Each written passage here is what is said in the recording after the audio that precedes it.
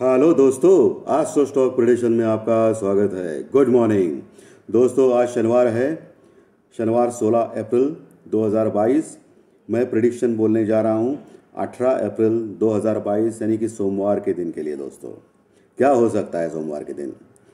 दोस्तों आप तो जैसे जानते हो कि पिछले हफ्ते से मेरी तबीयत ख़राब थी, लेकिन कल से मुझे अच्छा लगने लगा है और बहुत बेटर फील कर रहा हूँ। दोस्तों अभी रेगुलर आपको वीडियोस मिलते जाएंगे इस चैनल पे। तो दोस्तों शुरू करेंगे। शुरू करने से पहले चैनल के डिस्क्रिप्शन बॉक्स में बिलो द टाइटल डिस्क्लेमर रखा है, उसको कृपया पढ़िए जानिए। एज पर डिस्क्लेमर, ये एजुकेशनल प्रोग्राम है। इसके तहत जो भी मैं बोलता हूँ ये मेरी पर्सनल राय है, मेरी खुद की राय है। आपके प्रॉफिट या लॉस, लाभ या हानि के लिए मैं और मेरा चैनल जिम्मेदार नहीं रहेंगे, रिस्पॉन्सिबल नहीं रहेंगे। ये प्लीज़ प्लीज़ नोट करके रखिए। चलिए दोस्तों शुरू करेंगे। दोस्तों पिछला ये हफ्ता बहुत ही छोटा हफ्ता था दोस्तों। बुधवार तक मार्केट चालू था, यानी कि 3 दिन मार्केट चालू था, और गुरुवार से लेके संडे तक यानी कि 4 दिन छुट्टी है दोस्तों। तो आज तो सैटरडे है, अब मंडे को चालू हो जाएगा। तो बहुत ही छोटा हफ्ता था दोस्तों। और ऑब्वियसली 4 दिन छुट्टी में बहुत सारी चीज़ें वर्ल्ड मार्केट में होती है, तो इसका इफेक्ट मंडे को ज़रूर आ सकता है और आएगा भी मार्केट पे। और जैसे कि आप जानते हो कि इन्फोसिस का रिजल्ट थोड़ा सा खराब लगा है।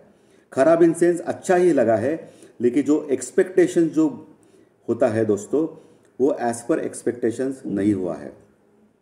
और आप देख सकते हो अमेरिकन मार्केट में इन्फोसिस लगातार 2 दिन 10% टूट गया, 10% माइनस में चला गया दोस्तों इन्फोसिस अमेरिकन मार्केट में, यूएस मार्केट में।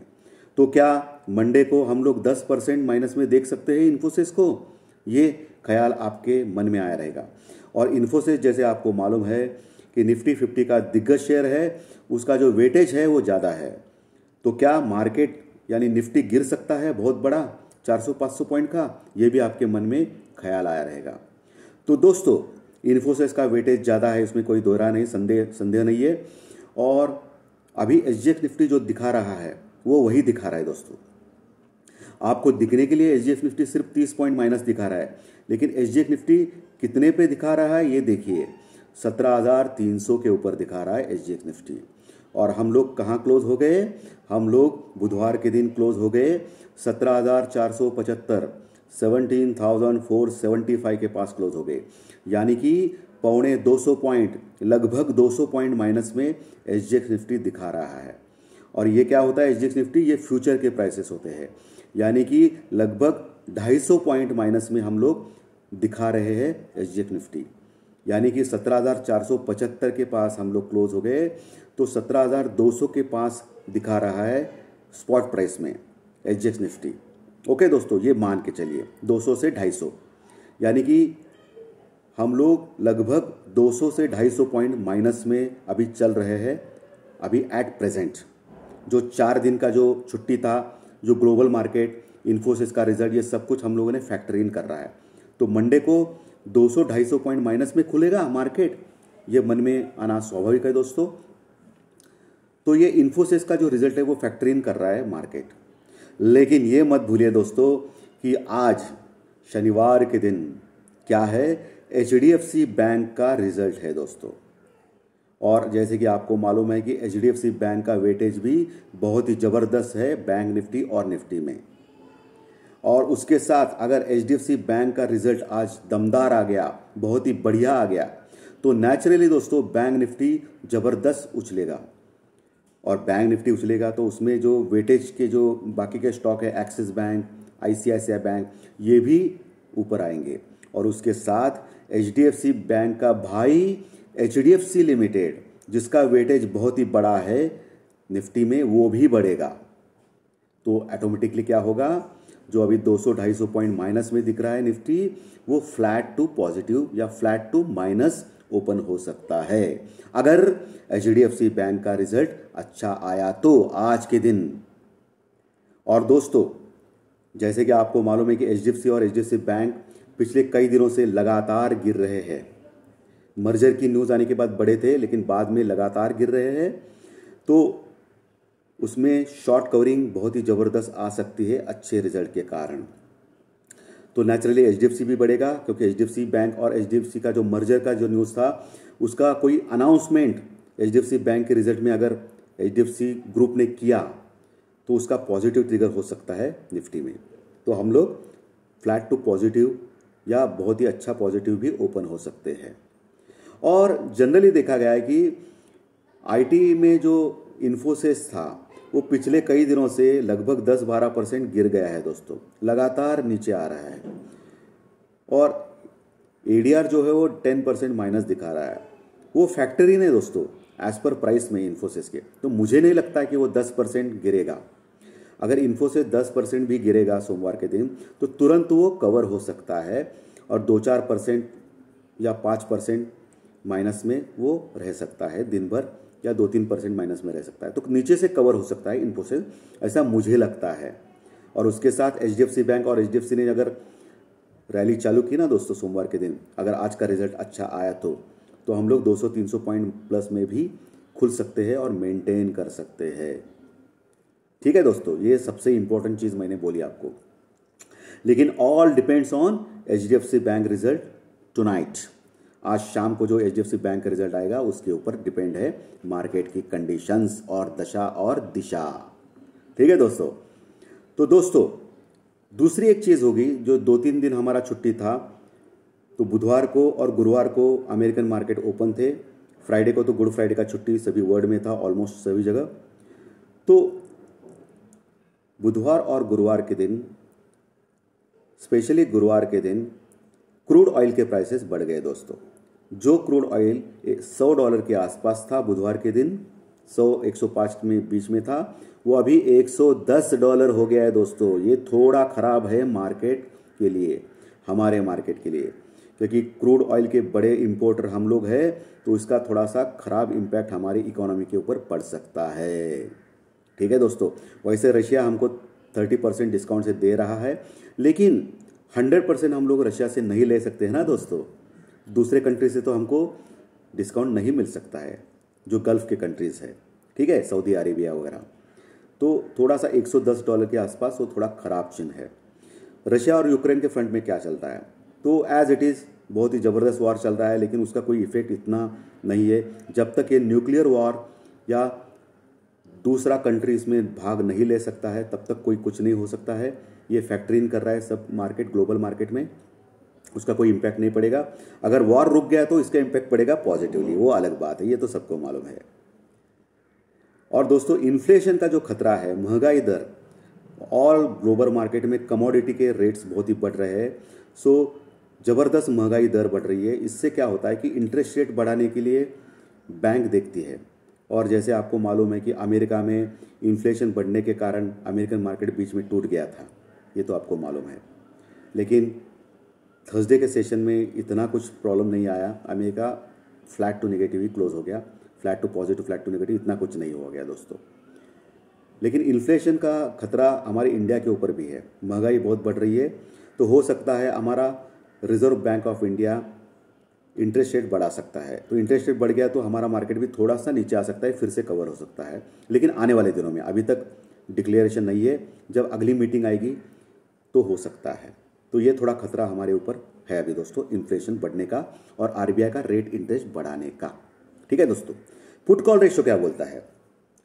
पुट कॉल रेशो है 0.72, बहुत ही कम है दोस्तों। ओवरसोल्ड एरिया में है निफ्टी, यानी कि जब जब देखा गया है कि 0.65 से लेके 0.75 के बीच में निफ्टी का पीसीआर आता है, तभी एक शॉर्ट कवरिंग रैली आती है 150-200 पॉइंट की निफ्टी में।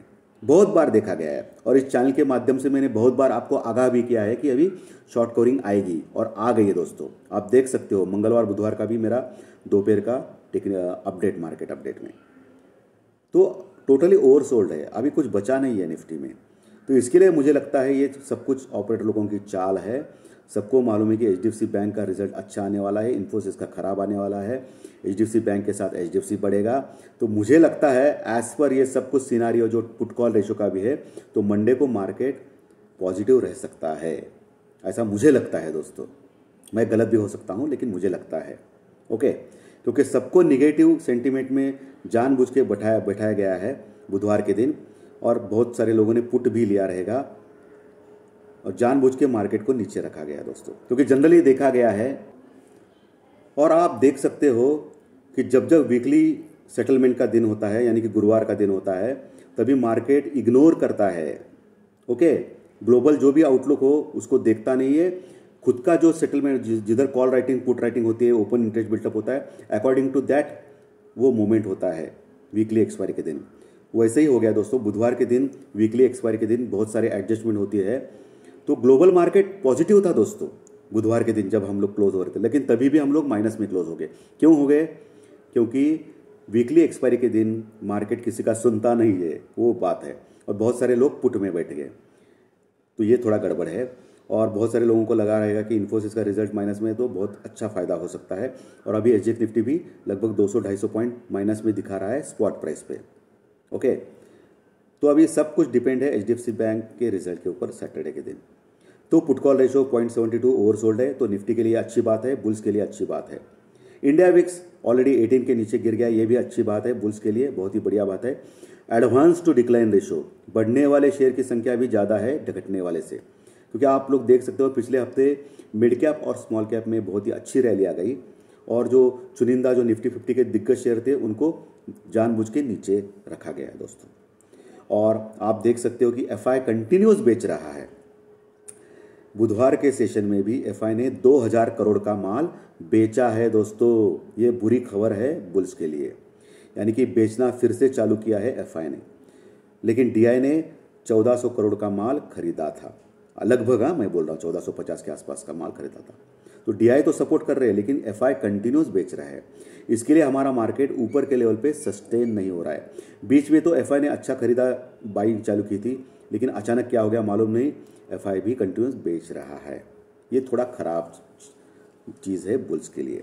तो अभी आपको क्या करना है कि एक सीमित दायरा पकड़ना है निफ्टी का, यानी कि नीचे 16,800 का लेवल और ऊपर 17,650 का लेवल या 17,700 का लेवल।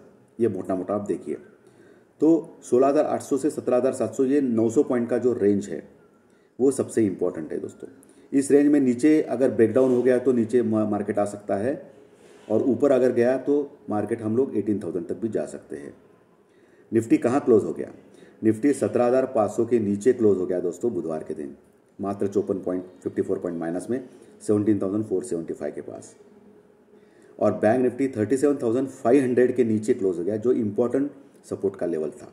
ओके दोस्तों, तो क्या हो सकता है? बैंक निफ्टी थोड़ा स्ट्रांग लग रहा है, ये तो दिखता है, सबको भी मालूम है निफ्टी से, क्योंकि निफ्टी आईटी के वजह से नीचे गिर रहा है। तो अभी निफ्टी में जो एसजीएक्स निफ्टी दिखा रहा है वो छोड़िए दोस्तों। तो सपोर्ट और रेजिस्टेंस कहाँ है? तो पहला सपोर्ट निफ्टी में है 17,350 का, दूसरा 17,250 से लेकर 17,200 के रीजन में बहुत ही स्ट्रांग सपोर्ट है as per open interest built up, call writing और पुट राइटिंग के ऊपर ये मैं बोल रहा हूँ दोस्तों सब डाटा। बाद में 17,100, 17,000 का लेवल, बाद में 16,800 का मजबूत सपोर्ट, जिधर पुट राइटिंग बहुत ही अच्छी है 17,000 और 16,800 के लेवल पे दोस्तों। तो ये सपोर्ट का काम कर सकती है निफ्टी में। ऊपर कहाँ तक जा सकते हैं?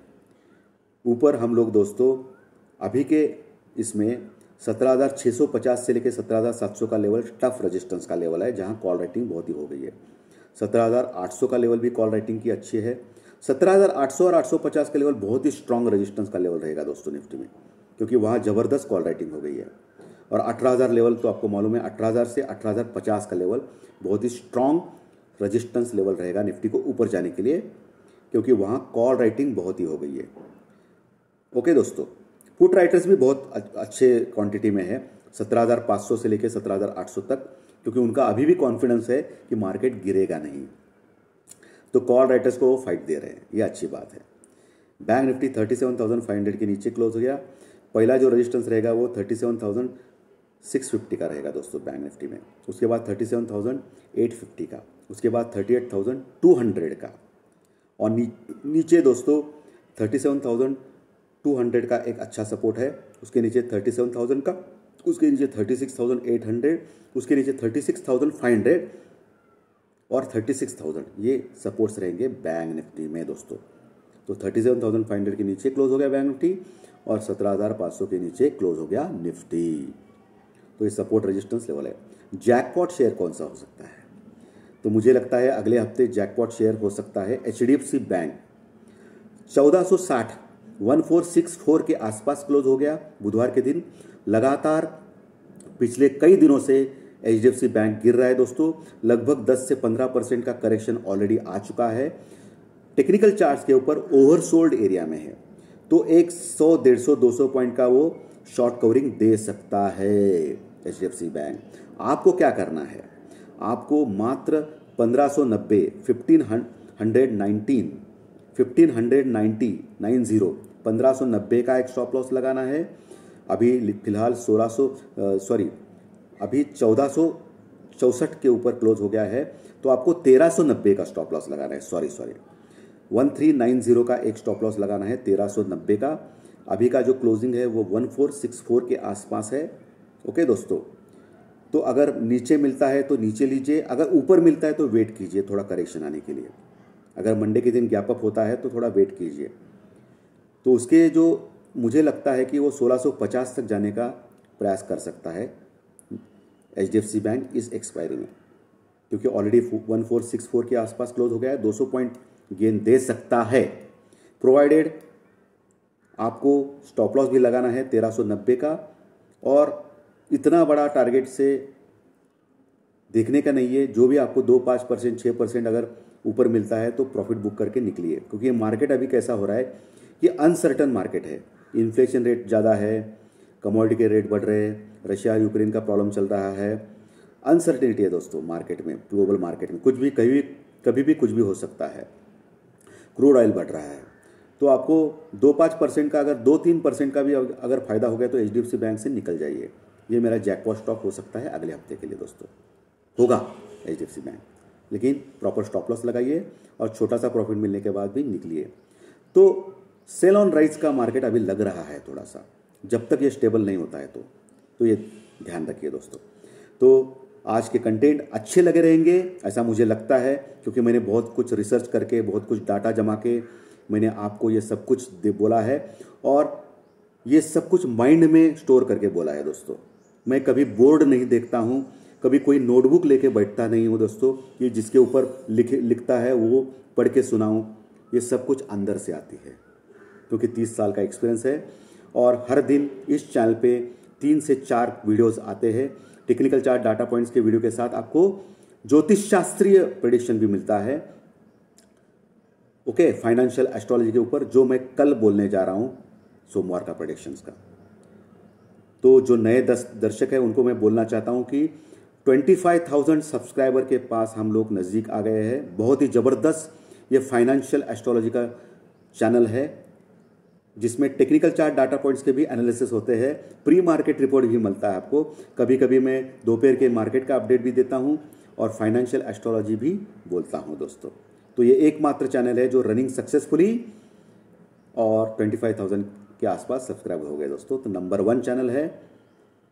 तो ये नए दर्शकों के लिए, जो पुराने दर्शक हैं उनको तो मालूम है कि पिछले 1.5 साल से ये चैनल चालू है सक्सेसफुली। तो दर्शकों, जो नए दर्शक है उनको रिक्वेस्ट कर रहा हूँ कि कंटेंट अच्छे लगे तो लाइक का बटन दबाइए और इसके कंटेंट आपके दर्शकों में शेयर कीजिए और सब्सक्राइब का बटन दबाइए। थैंक यू वेरी मच दोस्तों। कल मिलेंगे ज्योतिष शास्त्रीय कार्यक्रम में। Thank you.